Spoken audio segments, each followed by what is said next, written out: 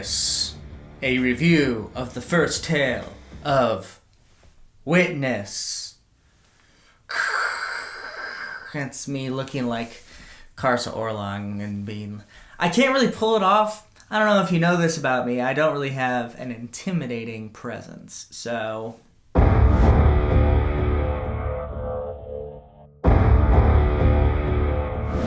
This is my spoiler-free review of the first tale of Witness, The God Is Not Willing by Steven Erikson. So thankful to Tor for sending me the art to this, and guys and girls and Tiblor, Toblakai, Malazans, Tist Eder, whoever you are, you should be hyped for this book. Because right off the bat, let me tell you, I so enjoyed this book.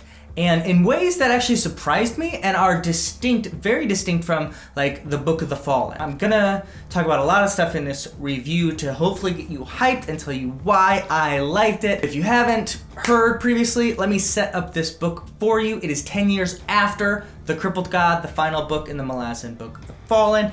This book is focused on northern Ganabakis, where we opened up with in House of Chains, same continent with Darujistan is, as well as Pale, but in a very different, very remote, very cold part of the continent. If you've never seen the whole map of the Malazan world, Ganabakis is actually very far north in this world, and it is very towards sort of the top. If this is a globe, which I don't know if we've ever had confirmed or not, it is towards a pole of the globe, and it is very cold and sort of like extreme in its climate. This is the same area where the Tiblor in House of Chains are, the same tribes, and most especially, as everyone knows, where Karsa comes from. A lot of this book is about the consequences of Karsa and his campaign in House of Chains, as well as in Darujistan. While this is the first tale in the Witness trilogy, which revolves around Karsa, there is no Karsa Orlong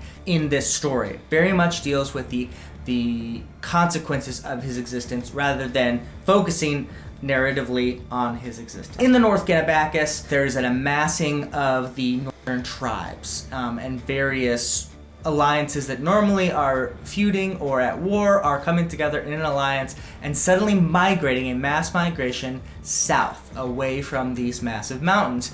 And the Malazans don't know why that is, and they're sending a marine contingent north to find out why that is. But it's led by these Marines, and we're focused in on this couple of squads, I think it's 3 squads of Marines that are going to find out what's going on, and then ultimately a mercenary company that joins them. That's the basic setup of this book, and let me tell you what, it goes places you're not gonna expect. Like, you might think it's heading one way when I tell you that, and it is not going that way, but a way that you're not going to expect. Starting off by talking about the setting, one of the coolest parts about this book is, in typical Erikson fashion, without giving us any sort of like info dumps or like sit down at a map moments like we get in The Witcher a lot, like the setting and what's happened in the world since we were last in it 10 years ago in book time, like in The Crippled God, and in a different part of the world. We are brought up to date with what is happening.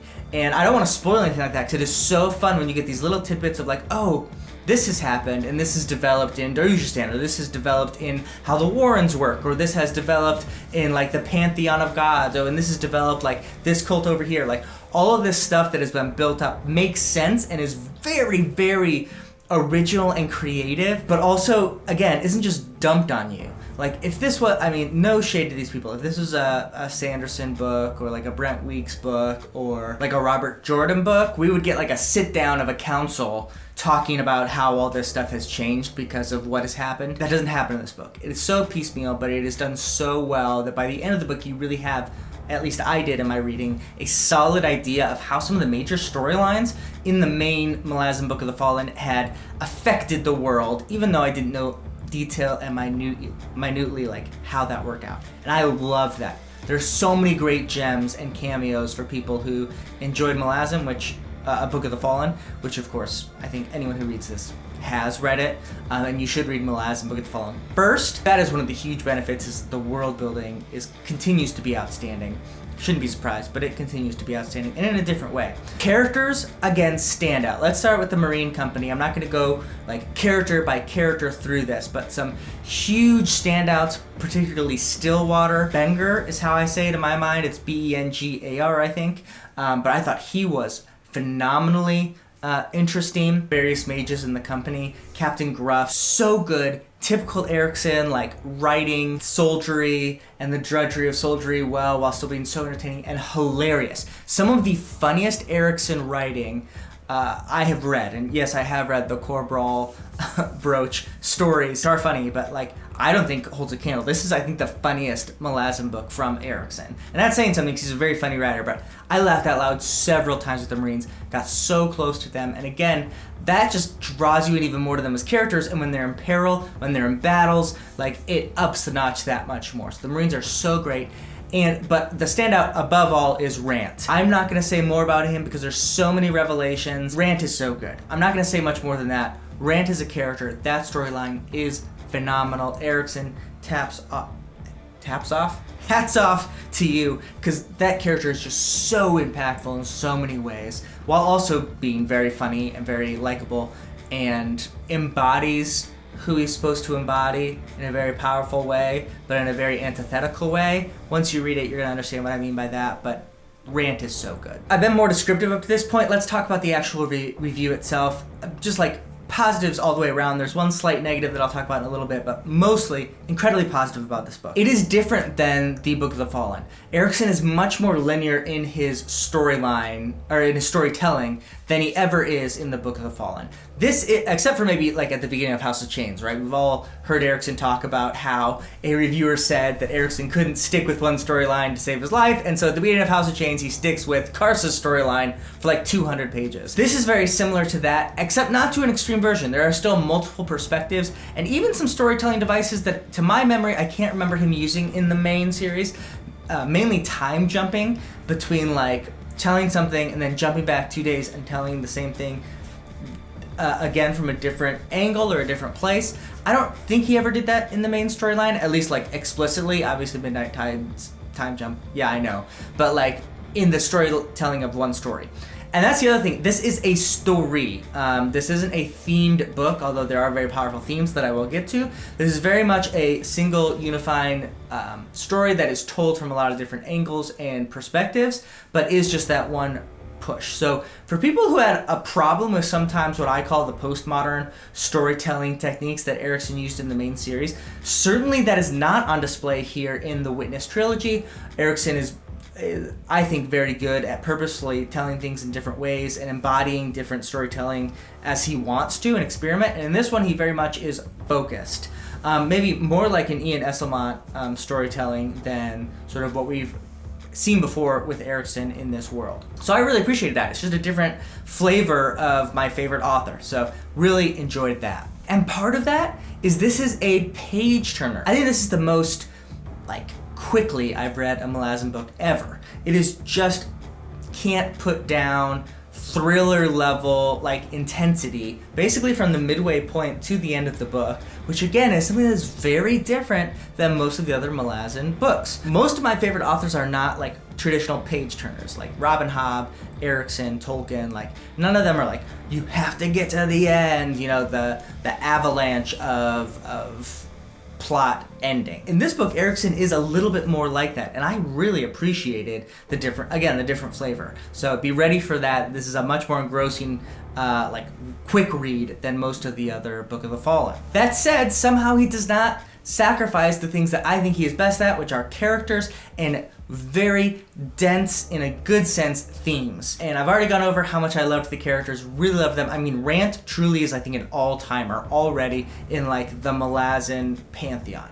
Already so good, up there with like great characters like Perrin and Fiddler and Karsa.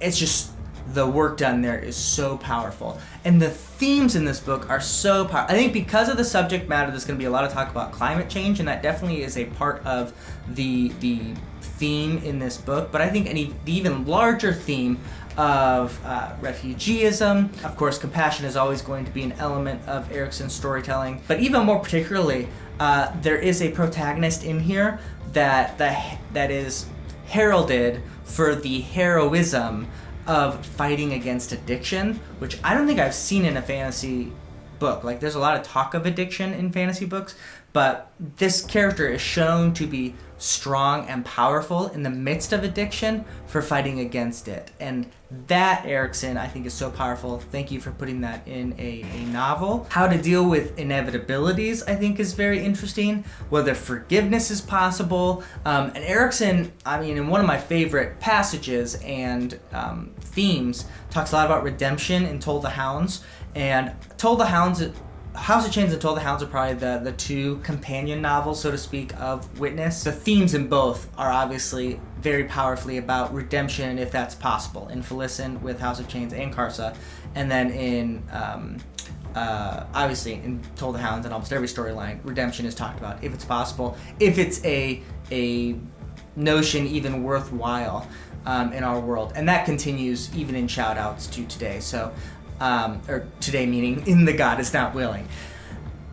So good. I'm going to talk more about that in a spoiler video I'm going to be doing with a special guest. I'm also going to hopefully talk to Steven Erikson particularly about this book at some point on this channel. So I think I'm going to stop talking about it for now. Suffice to say, I loved this book. I'm giving it a universal recommend. I mentioned there was one negative, and really the only negative is you have to read the 10 books of the Malazan Book of the Fallen to get all that you can get out of this book and to understand this great book, which is why I'm not going to put it in best of all time, because that's a big ask for a lot of people I know. But for us Malazan heads and Malazan fans, this is a gift from Steven Erikson.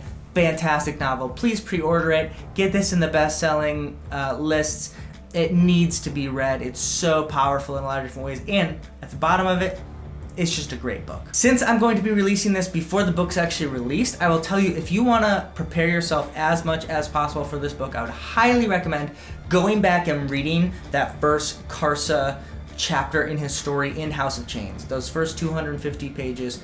If you have read that or it's fresh in your mind, you are going to get the most out of The God Is Not Willing. So I definitely recommend going back and doing that. If you're seeing this and you want to get even more hyped and ready for the book, but you don't quite have it in your grasp, go back and do that. Read the first part of House of Chains, and you're going to be ready, and you're going to see a lot of references to that in this book. So excited for you guys to read this and talk about this more. I'm going to end as I always do, but even more powerfully when I'm talking about a Malazan book. First in, last out.